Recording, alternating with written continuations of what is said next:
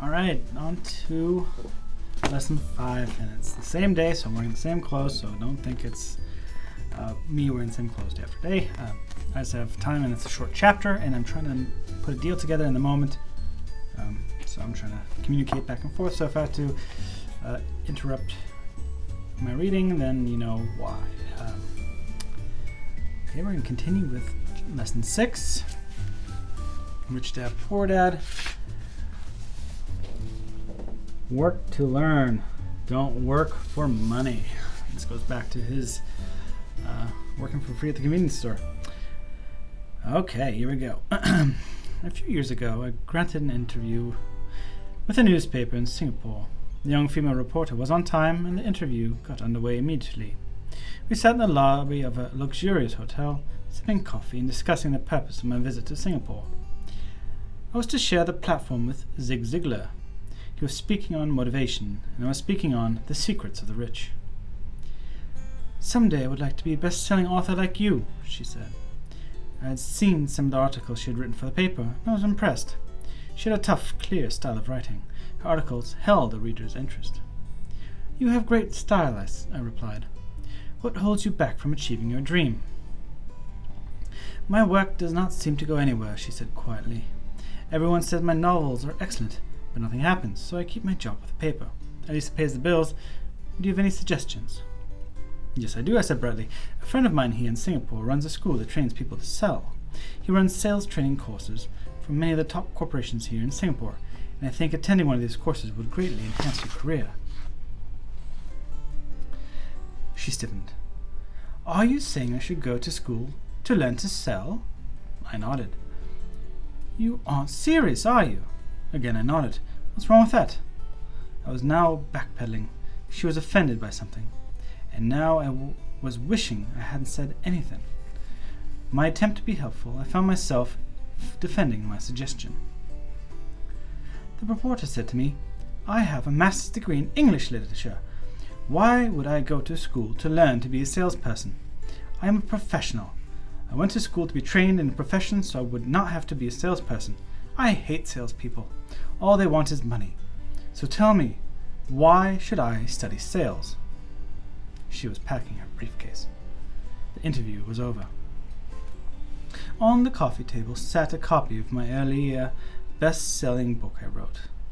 I picked it up as well as the notes she had just jotted down on a legal pad.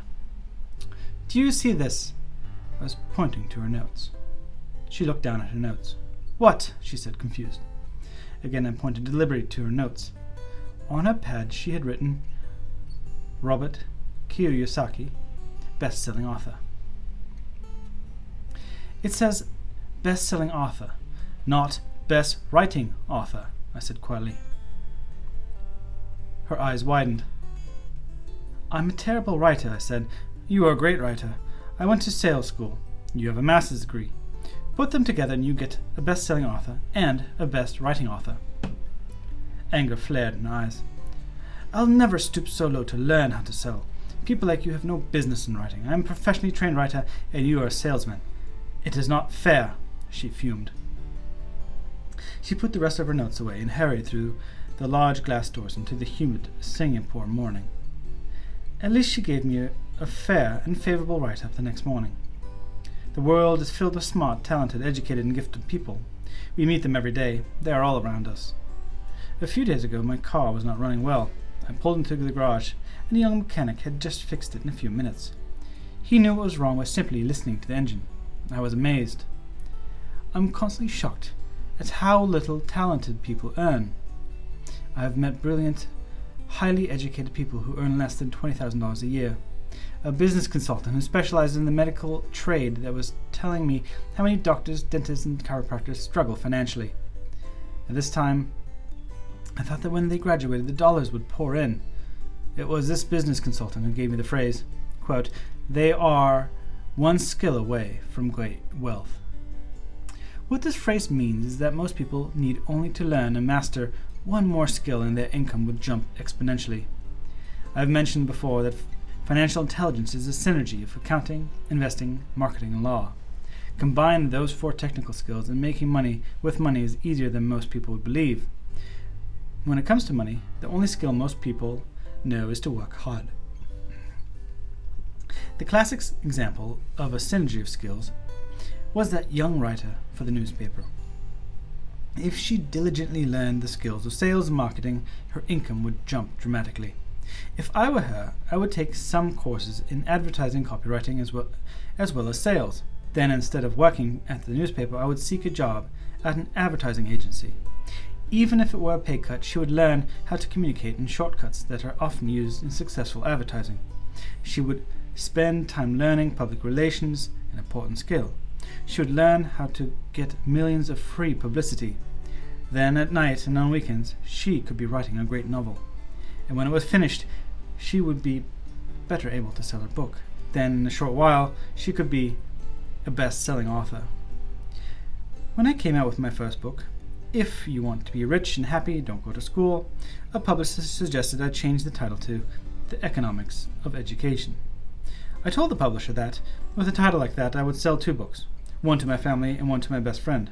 The problem with that is they would expect it for free.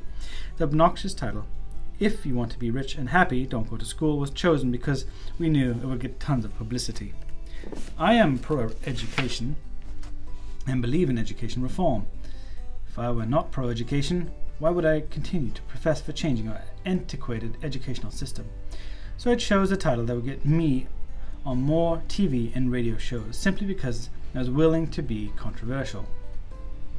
Many people thought I was a fruitcake, but the book sold and sold. When I graduated from the U.S. Merchant Marine Academy in 1969, my educated dad was happy. Standard Oil of California had hired me for its tanker fleet as a third mate.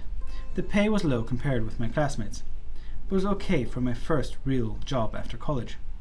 My starting pay was about $42,000 a year, including overtime, and I only had to work for 7 months. I had 5 months of vacation.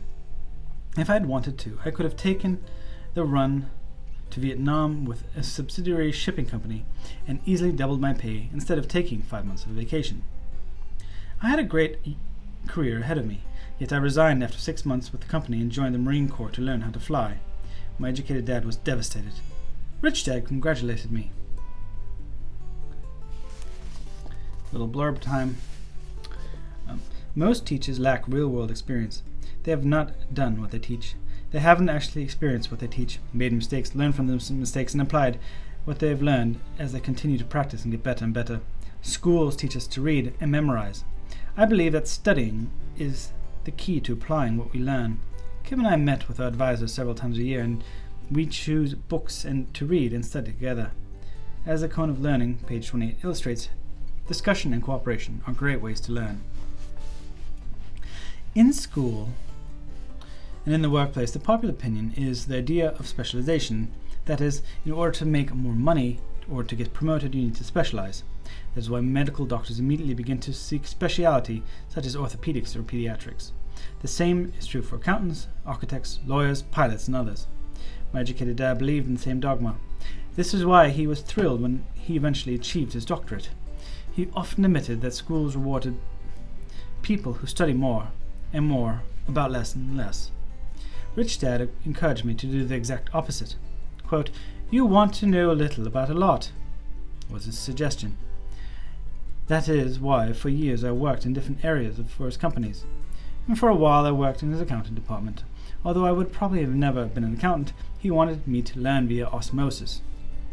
Rich Dad knew I would pick up jargon and a sense of what is important and what is not. I also worked as a busboy and construction worker, as well as sales, reservations, and marketing. He was grooming Mike and me. That is why he insisted we sit in on meetings with his bankers, lawyers, accountants, and brokers. He wanted us to know a little about every aspect of his empire. When I quit my high-paying job with Standard Oil, my educated dad had a heart-to-heart talk with me. He was bewildered. He could not understand my decision to resign from a career that offered high pay, great benefits, and lots of time off, and an opportunity for promotion. When he asked me one evening, "Why did you quit?" I could not explain to him, though I tried hard to. My logic did not fit his logic. The big problem was that my logic was my rich dad's logic. Job security meant everything to my educated dad. Learning meant everything to my rich dad. Let me read that again. Job security meant everything to my educated dad, and learning meant everything to my rich dad. Educated dad thought I went to school to learn to be a ship's officer. Rich dad knew that I went to school to study international trade. So as a student, I made cargo runs, navigated large freighters, oil tankers, and passenger ships to the Far East and to the South Pacific. Rich dad emphasized that I should stay in the Pacific instead of taking ships to Europe, because he knew that the emerging nations were in Asia, not Europe. While most of my classmates, including Mike, were partying at their fraternity houses, I was studying trade, people, business styles, and cultures in Japan, Taiwan, Thailand, Singapore, Hong Kong, Vietnam, Korea, Tahiti, Samoa, and the Philippines. I was partying also, but it was not at frat house. I grew up rapidly. Educated dad just could not understand why I decided to quit and join the Marine Corps. I told him I wanted to learn to fly, but really I want to learn to lead troops. Rich dad explained to me that the hardest part of running a company is managing people. He had spent 3 years in the army. My educated dad was draft exempt. Rich dad valued learning to lead men into dangerous situations. Quote, leadership is what you need to learn next, he said. Quote, if you're not a good leader, you'll get shot in the back, just like they do in business. Returning from Vietnam in 1973, I resigned my commission. Even though I loved flying, I found a job with Xerox. I joined it for one reason.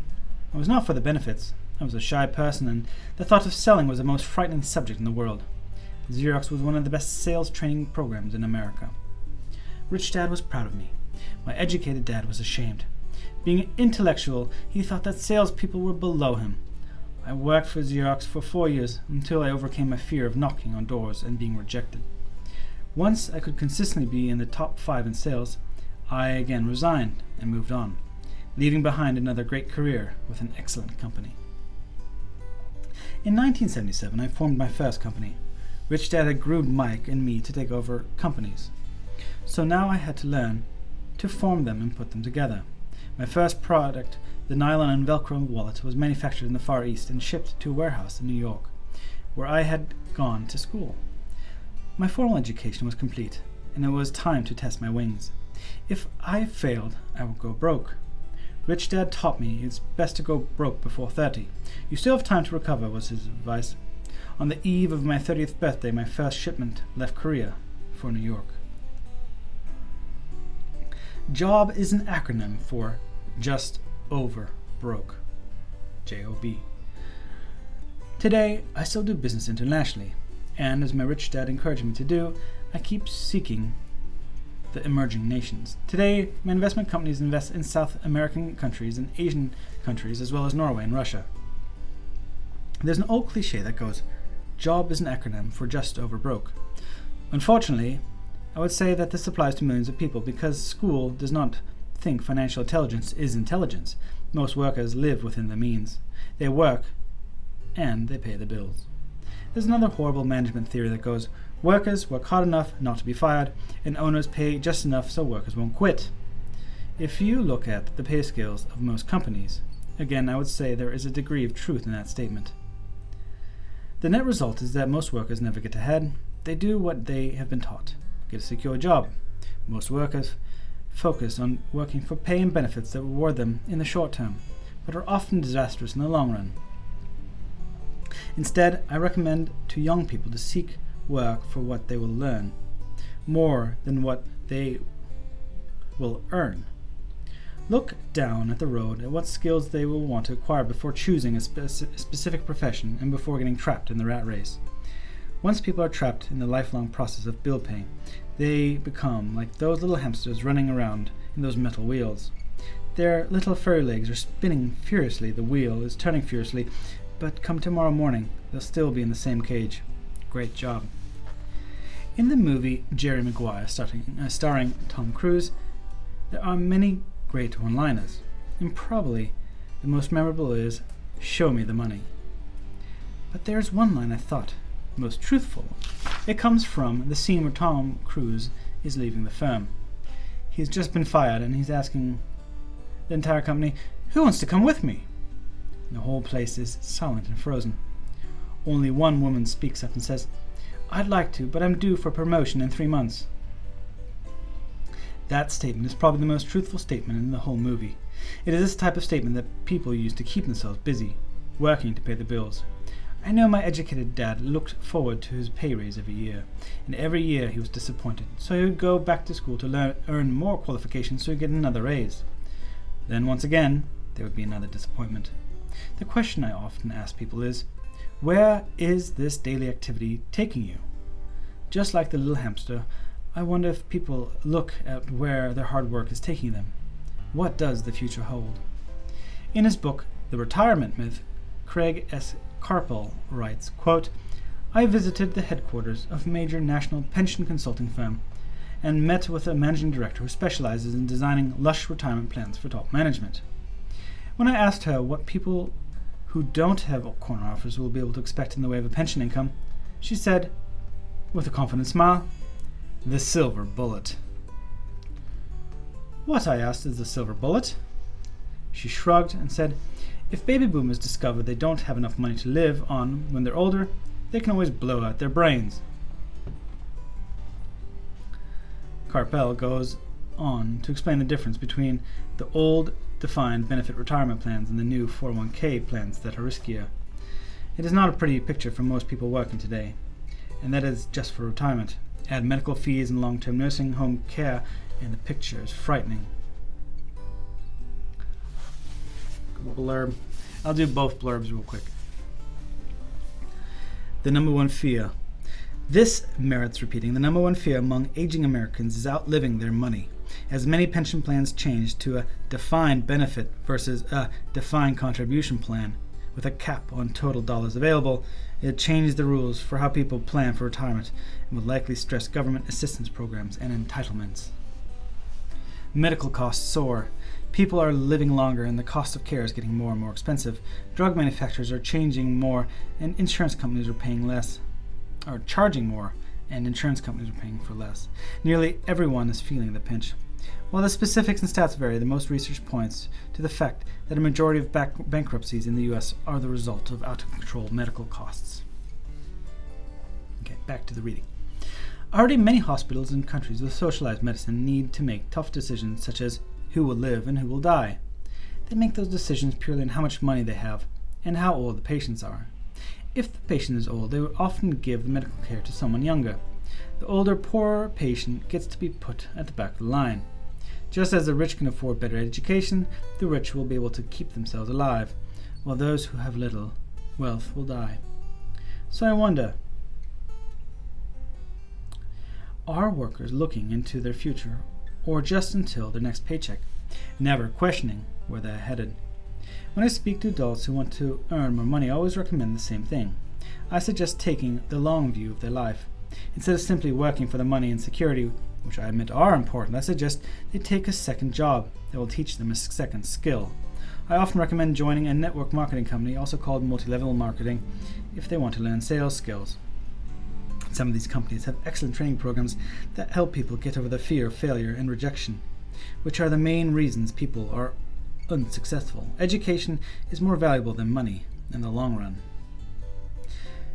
When I offer this suggestion, I often hear the response, "Oh, that is too much hassle," or "I only want to do what I'm interested in." And if they say it's too much of a hassle, I ask, "So would you rather work all your life giving 50% of what you earn to the government?" And if they tell me, "I only do what I'm interested in," I say, "I'm not interested in going to the gym, but because I want to feel better and live longer." No, sorry, I messed it up.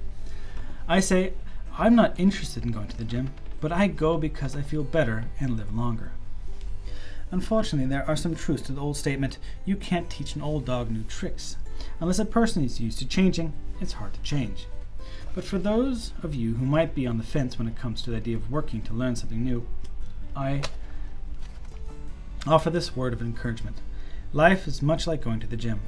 The most painful part is deciding to go. Once you get past that, it's easy. There have been many days I have dreaded going to the gym, but once I am there and in motion, it is a pleasure. After the workout is over, I'm always glad I talked myself into going. If you're unwilling to work on learning something new and instead insist on becoming highly specialized in your field, make sure the company you work for is unionized. Labor unions are designed to protect specialists. My educated dad, after falling from grace with the governor, became the head of the teachers' union in Hawaii. He told me that it was the hardest job he ever held. My rich dad, on the other hand, spent his life doing his best to keep his companies from becoming unionized. He was successful. Although the unions came close, Rich Dad was always able to fight them off. Personally, I take no sides because I can see the need for and the benefits of both sides. If you do as school recommends, become highly specialized, then seek union protection. For example, had I continued with my flying career, I would have sought a company that has strong pilots' unions. Why? Because my life would be dictated to learning a skill that was valuable to only one industry. If I were pushed out of the industry, my life skills would not be as valuable as to another industry. A displaced senior pilot with 100,000 hours of heavy airline transport time, earning $150,000 a year, would have a hard time finding an equivalent high-paying job teaching in a school. Skills do not necessarily transfer from one industry to another. Skills the pilots are paid for the airline industry are not as important in, say, the school system. The same is true for doctors today. With all the changes in medicine, many medical specialists are needed to conform to medical organizations such as HMOs. School teachers definitely need to be union members. Today in America, the teachers' unions is the largest and richest labor union of all. The NEA, or the National Education Associations, has tremendous political clout. Teachers need the protection of the unions because their skills are also of limited value to an industry outside of education. So the rule of thumb is highly specialized, then unionize. It's the smart thing to do. When I ask the classes I teach, how many of you can cook a hamburger better than McDonald's? Almost all of the students raise their hands. And then I ask, so if most of you can cook a better hamburger, how come McDonald's makes more money than you? The answer is obvious. McDonald's is an excellent business system. The reason so many talented people are poor is because they focus on building a better hamburger and know little to nothing about business systems. A friend of mine in Hawaii is a great artist. He makes a sizable amount of money. One day his mother's attorney called to tell him that she left him $35,000. That is what was left of her estate after the attorney and the government took their shares. Immediately, he saw an opportunity to increase his business by using some of his money to advertise. 2 months later, his first 4-color, full-page ad appeared in an expensive magazine that targeted the very rich. The ad ran for 3 months. He received no replies from the ad. Here's a little blurb. In today's world, systems are IT, your internet technology. How well are you using all of today's tools? There's another example of choosing your team, your advisors, and your teachers wisely. Today, the president of the Rich Dad Company is an IT genius and has built a team that uses today's technology to improve our systems, processes, and communications, while keeping an eye on the future and the new tools that will offer us all. Okay. He received no replies from the ads, and all of his inheritance is now gone. He now wants to sue the magazine for misrepresentation. This is a common case of someone who can build a beautiful hamburger, but knows little about business. When I asked him what he learned, his only reply was, "Advertising salespeople are crooks." Then I asked him if he would be willing to take a course in sales and a course in direct marketing.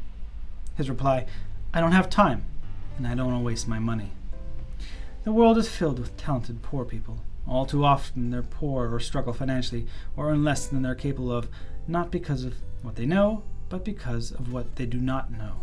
They focus on perfecting their skills at building a better hamburger, rather than the skills of selling and delivering the hamburger. Maybe McDonald's does not make the best hamburger, but they are the best at selling and delivering a basic, average hamburger. Poor Dad wanted me to specialize. That was his view on how to be paid more. Even after being told by the governor of Hawaii that he could no longer work in the state government, my educated dad continued to encourage me to get specialized. Educated Dad then took up the cause of the teachers' unions. campaigning for future protection and benefits for these highly skilled and educated professionals. We argued often, but I know he never agreed that over-specialization is what caused the need for union protection. He never understood that the more specialized you become, the more you're trapped and dependent on that speciality. Rich Dad advised that Mike and I groom ourselves. Many corporations do the same thing. They find a young, bright student just out of business school and begin grooming that person to someday take over the company. So the young, bright employees do not specialize in one department. They are moved from department to department to learn all aspects of the business system. The rich often groom the children or the children of others. Sorry, I completely read ahead. The rich often groom their children or the children of others. By doing so, their children gain an overall knowledge of the operations of the business and how the various departments interrelate. What am I saying? For the World War II generation, it was considered bad to skip from company to company. Today, it is considered smart. Since people will skip from company to company rather than seek greater specialization skills, why not seek to learn more than they earn? In the short term, it may earn you less, but it will pay dividends in the long run.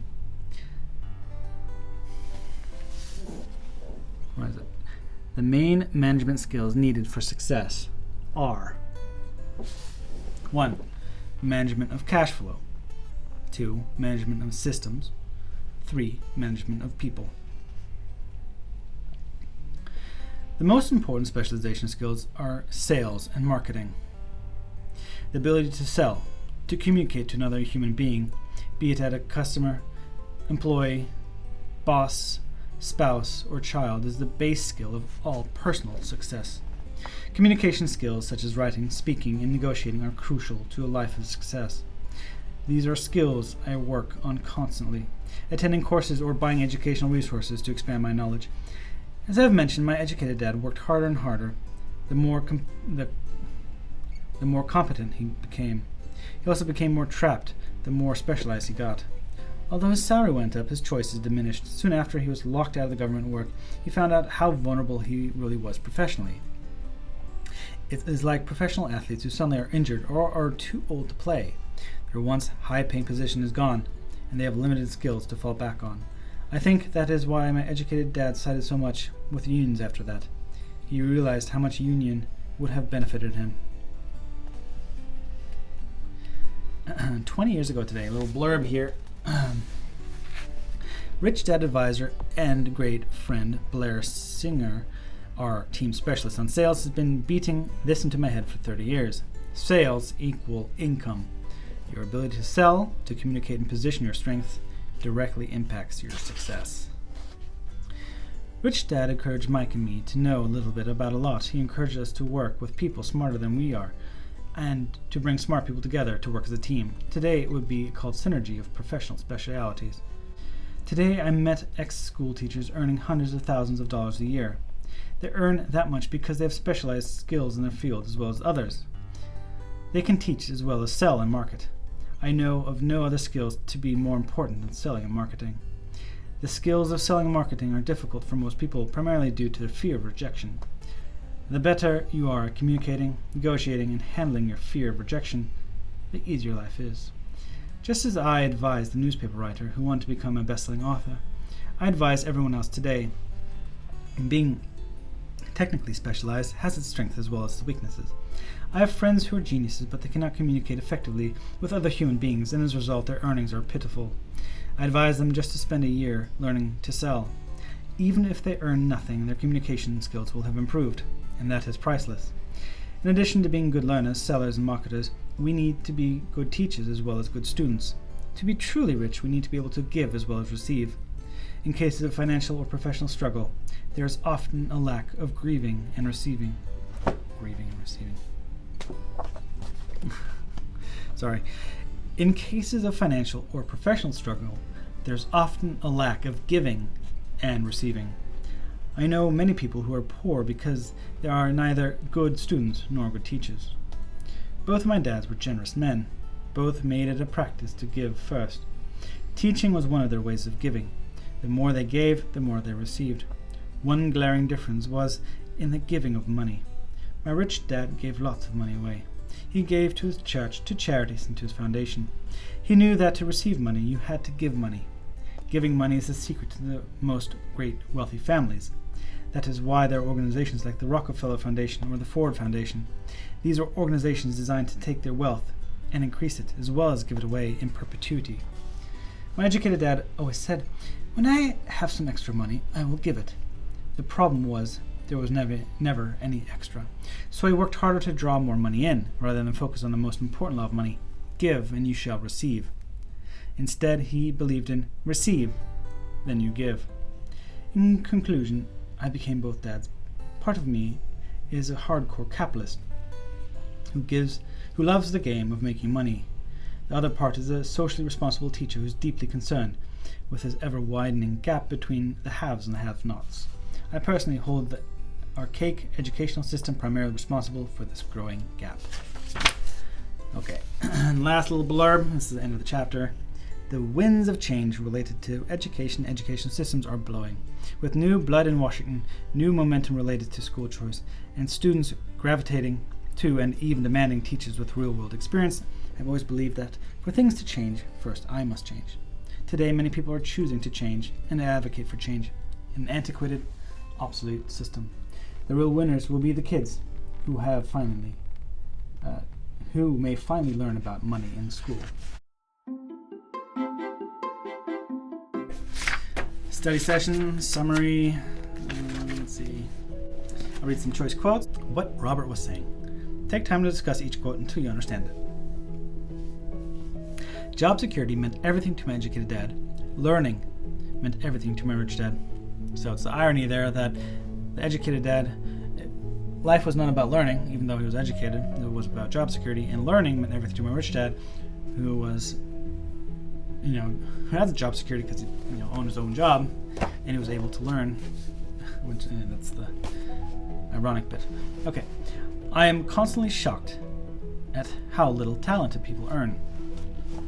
Yes, we're all taught, just like I was, if you specialize in architecture, you're going to be highly sought after. And that's not true. The people that are sought after are the ones who can make business, especially for corporations.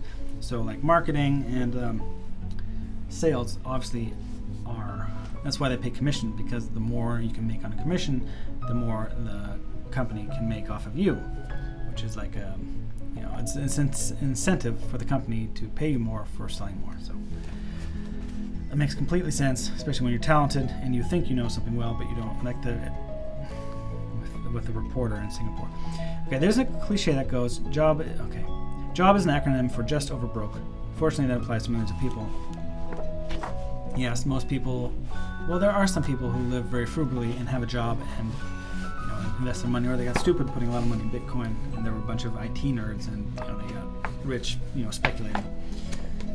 But other than that, most people are not those people. So yes, just over broke. That's living to paycheck, and then lifestyle creep. Let's see. I recommend that young people who seek work that they will learn more. So yeah, learn more while you're working, because over the long run you'll earn more from it.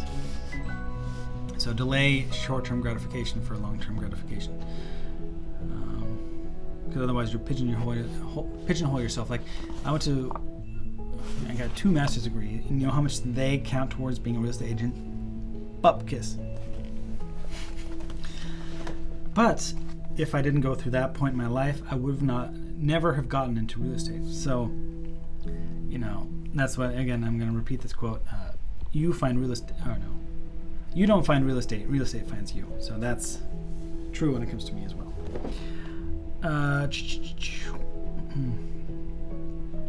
Life is much like going to the gym. The most painful part is deciding to go. Once you get past that, it's easy. Yes, people usually worry and fear something than what it's like getting it's like going to the doctor, going to the dentist. You're like, it's gonna be awful, and then when you're like, oh, maybe it's not as bad as I anticipated it to be, and then when it's over, you're like, that wasn't as bad as I expected. And so actually your mind is making the experience a lot more worse than obviously.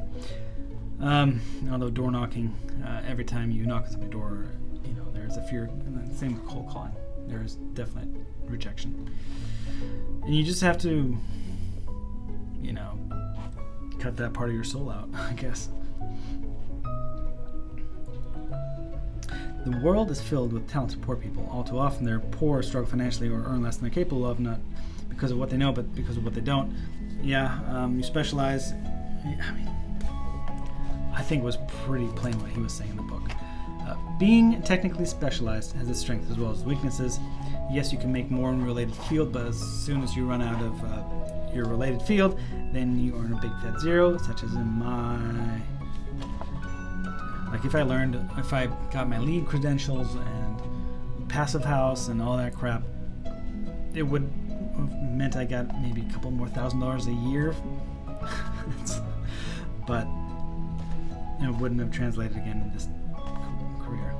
Okay. Giving money is the greatest secret to most wealthy families.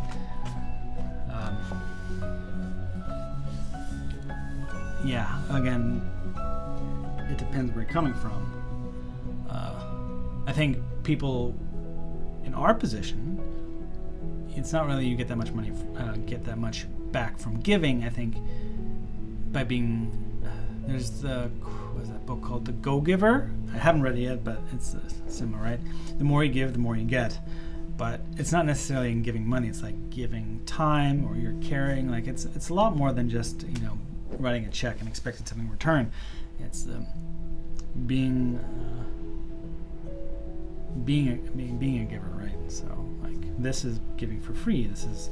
I'm giving how many hours of my day reading a book for a handful of people or whoever watches this, but I'm willing to do it because it's just me, and I feel good for doing it. I actually get excited about doing this. Okay, additional questions. So these are some things to consider here. I'll be quick because we're almost at 40 minutes already. All right, first question. Do you know extremely talented people who make very little money? What could they be doing differently? 2. How have you sought additional skills beyond your specialty? What was the result? 3. Was there a time you stayed in a secure job rather than strike out into a new position that might have gained you more in the long run? What was the basis of your decision? Well, that's me. I'm still finding out what. The basis of the decision is I saw my colleagues and where I would eventually end up, and I didn't want to be there. I said, if I'm going to run a company, I might as well start now. I mean, I'll learn about it and make mistakes. I'd rather learn about it at 35 than at 45. 4. If someone were to ask your advice on what the most important skills are for them to learn in their working life, what would you tell them? And if you want to ever start your own business or do anything, again, how to get out of obscurity is to become known. And to become known, you have to talk to people, you have to advertise yourself, and you have to promote yourself, and all these things. And it's what sales is. I was watching this one YouTube video, and then it's like this guy who's like the sales trainer for a pest company. He's like, my brother came to my sales training course, and he hated door knocking, but the skills he learned was really applicable when he started his own company, a tech company. So starting your own tech company, sure, you are in technology and you make an app or what have you, but at the end of the day, if people don't buy what you make, regardless of what you make, mittens or an app, you need to sell it somehow. And you're going to go broke if you can't sell it. So learning sales is incredibly important. And where's my...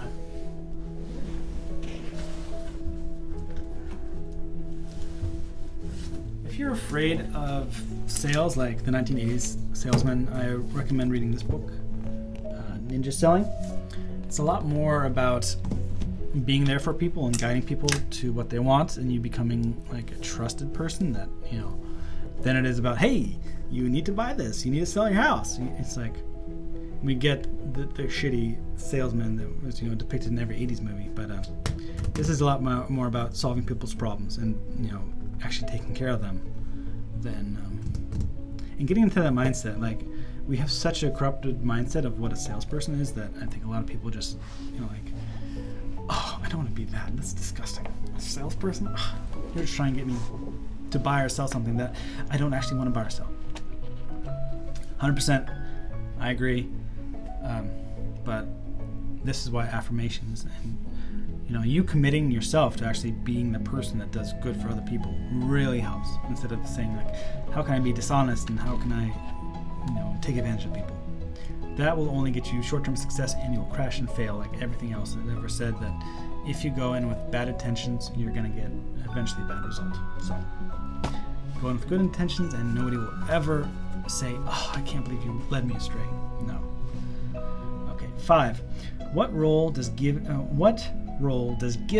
play in your life? Do you see it as an important part of your success?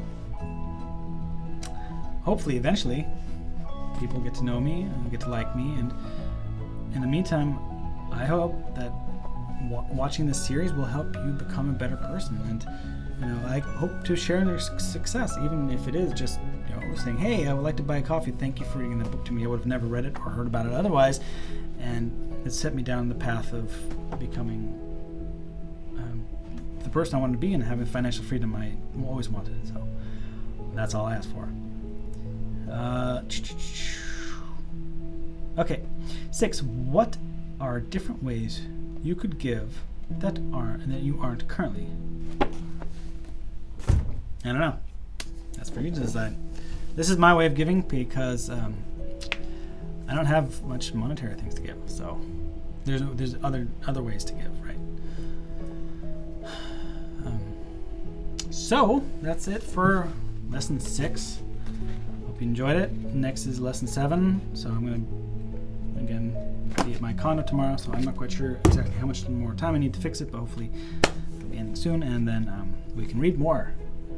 And I would love to read all these books for you, especially after I'm halfway through the 30-day challenge, right? I don't even know what day this is anymore. Right? I want to read Dale Carnegie's book. And then I would like to read this book. And this is for everybody. Like, they were reading in here, like, this is for, surgeons who want to improve their bedside manner, right? It's all about listening and hearing what a person needs instead of telling them what they need. So, good stuff. Anyway, that's it. I gotta get home. I'm gonna eat some lunch. I only had a protein shake today and a lot of coffee. So, that's it for now. All right, I'll catch you on the flip side.